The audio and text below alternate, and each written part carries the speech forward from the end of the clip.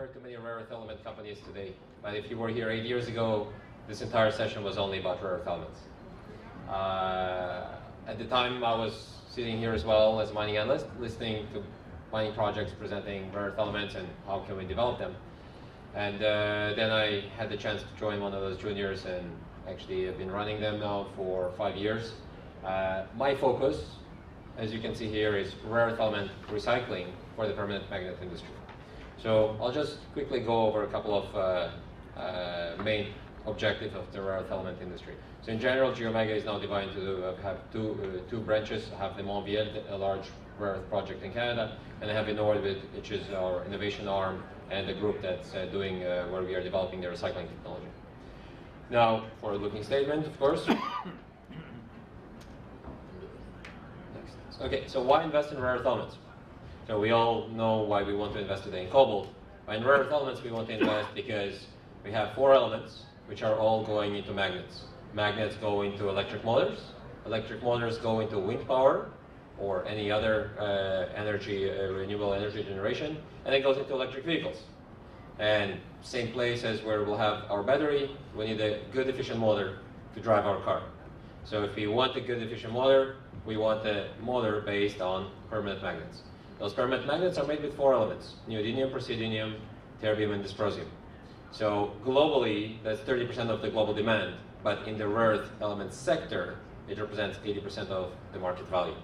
So do we actually want to mine 15 elements, or do we want to mine 4 elements, which represent the majority of the demand by value? So with China controlling more than 85% of the market, we chose a slightly different approach. Why? It's important because the demand is growing, wind power, electric vehicle industry, and with expected supply shortfall, we are expecting as well rare earth pricing increasing mostly for those elements.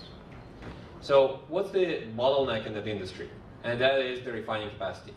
All the juniors that we've seen pass through PDAC over the years, they're always trying to produce a concentrate, and that concentrate will go to China. You make a concentrate going to China, you are not helping the problem. The idea is we always wanted to bring new production or new capacity of rare earth elements outside of China. But if we don't have solvent extraction, then you can't really solve the problem. So as a result, the consumer is more than 85% is in China and in Japan. So how do we address that? Okay, so how do we enter the rare earth market? So we need to focus on the high price and high rare earth demand rare earth elements. Back in the days, you heard light rare earths, heavy rare earths, mixed rare earths, or the critical rare earths. I'm introducing here a slightly different term. We always want to be in the mining industry or in the industry of making money because we want to focus after the highest price and the highest demand material, which in this case is neodymium, praseodymium, dysprosium, and terbium. So those are our HH3. Now the target is European and North American market. If you are going to put a mine into production that is going to produce 3,000–4,000 tons of those 4 elements, and the entire market today is less than 5,000 tons, what are you going to do? You're going to squeeze out the existing supplier, which is China, which is not a very good thing. So you need to do a small-scale mining operation, which is very hard because we know that in mines, we need economy of scale. So otherwise, you're just producing so most of the mines that are going to present to you a story today that they want to go into production, they will be producing too much material, so they will have no choice but to sell into China. So that's not what we want to do. And the big mines as well, you have a large capex. We don't want to be stuck with a mine that will be for which we'll have to raise hundreds of millions of dollars or even $1 billion. Now, so the focus is on small volume and high grade feed, 500 to 1,000 tons per year at 38%. Those heavy, high price, high demand rare earth elements, that can give us up to 300 tons per year of those 4 elements. Now that fits nicely, 300 tons into a market of 5,000 tons, you can actually nicely place it in there. So need clean technology, so we have developed our own technology over the last 6 years. Need high margin operation, and that's where we are focusing today on the magnet recycling. So as you can see, over the last 6 years, we've been slowly developing, and what is today a clean technology for rare earth separation is organic solvent-free, which is the main thing that we want to avoid. We don't want to be dealing with solvent extraction. So it's a sustainable and competitive alternative to solvent extraction. Now, with this developed, next slide, how did that shape up? Over the last 5 years, you can see that our cost per 1 unit of 1 liter was $5 million per liter, not economic.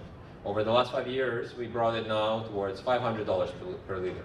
And this $500 per liter is now starting to look like you can really do significant development with this. At the bottom, I'm showing a few curves, but basically I'm saying that the purity has been increasing over the 5 years, the recovery has been increasing over the last 5 years, the residence time has been decreasing. So those are all important parameters if you want to demonstrate that you can actually put a plant into production and be economical. And at the same time, we've been increasing the separation factor, which is our main comparison to a solvent extraction. So we want to be more efficient in solvent extraction. Now, the feed material. So what is it that we are going to be feeding into this recycling plant? So we are focusing on magnet-based feed, our main product of rare earth mining. The grade is more than 30% rare earth, those 4 elements. Nobody puts lanthanum or cerium or low-grade rare earths into the same magnet.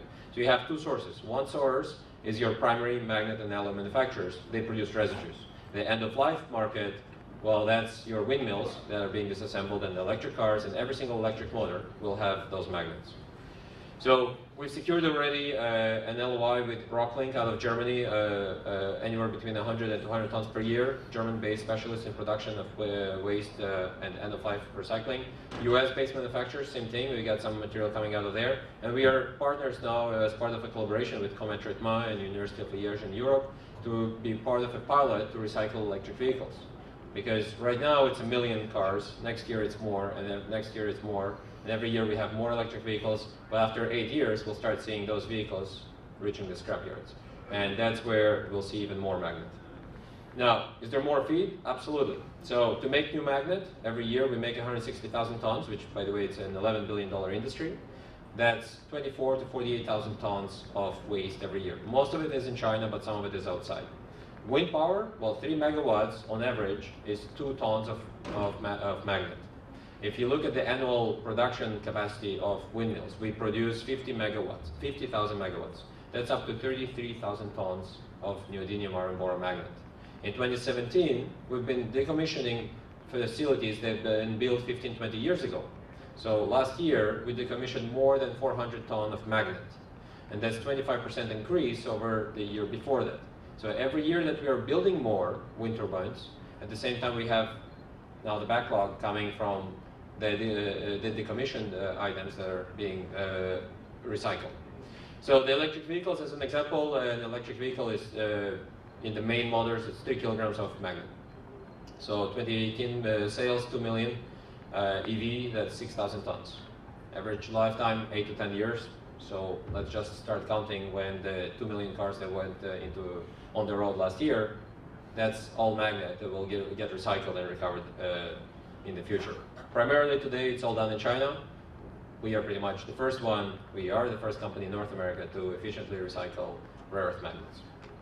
So production from recycling is great. We are targeting 500 tons per year, processing capacity, 150 tons of end product that will come out in the form of NdPr, Nd oxide, praseodymium oxide, terbium, and dysprosium. And at the same time, the growth potential is the mine. We all know that in the future we will want to put more material into production, but once the demand is there, right now, as I mentioned to you, it's 5,000 tons per year in Europe and North America. Once that demand in North America and in Europe is 10, 15, 20, then you can start adding your mining capacity into there. But the objective is you don't want to be stuck with a bottleneck, which is the refining capacity. It's all in China, and our technology that is right now going to be used on recycling in the future can be applied to our mine. In the future, we can put the mine into production because the demand is there. So the rare earth industrial cycle is very simple. You always have to refine the final product. You sell it into the metal manufacturer who makes after that, sells it to the magnet manufacturers. Everything goes into the end user, gets recycled at the end. But today, unfortunately, outside of China, nobody really recycles those. At every single manufacturing stage, you have waste. All of that is going to be coming back to Geomega as well. So we'll be processing all that material, centralizing everything in North America, producing more rare earth oxides, and feeding that into the demand in Europe and North America. So basically, innovative technologies, alternative sources, de-risking through production, cash flow, and recycling. Mining is not the only answer. We can increase the mining in the future, but we don't start from mining in such a specialty industry. So I'll skip the management since I'm kind of running out of time, but basically it's a very small team focused on developing something in-house. And why invest in Geomega? Direct exposure to rare earth production in North America, that's what you want. Recycling is a growing market, there's more interest in that. Earlier today there was one company that was in recycling and cleaning. Potential near-term cash flow, you want to be exposed to cash flow because you want to avoid dilution, and developing a high-margin operation. Now, upcoming milestones, you'll see public results soon on 20-liter testing, validation results, additional supply agreements because you want to secure more and more feed, offtake agreements for the neodymium, praseodymium material that we'll be producing, scale up to the next stage to allow for much larger cash flow, and high purity testing of 99.9, so basically 3Ns, 4N, 5N product. And I think we are done. Great, thanks. Thank you very much. Any questions? Yes. Are there any significant barriers to entry for other firms that want to do what you're doing?